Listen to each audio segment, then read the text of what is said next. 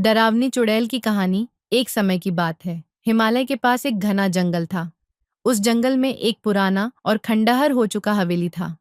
गांव के लोग कहते थे कि वहां एक खतरनाक चुड़ैल रहती है, जो रात के समय हवेली से बाहर निकलती है। राधा, जो गांव की साहसी लड़की थी, इन कहानियों पर यकीन नहीं करती थी। एक दिन उसने अपने दोस्तों से कहा कि वह चुड़ैल की सच्चाई जानने के लिए उस हवेली में जाएगी। दोस्तों ने उसे मना किया, लेकिन उसने किसी की नहीं सुनी। आधी रात को, जब पूरा गांव सो रहा था, राधा मशाल लेकर हवेली की ओर बढ़ी। हवेली के पास पहुंचते ही उसे ठंडी हवा का झोंका महसूस हुआ। दरवाजे की चिड़चिड़ाती आवाज के साथ वह अंदर दाखिल हुई। अंदर एक अजीब सा सन्नाटा था।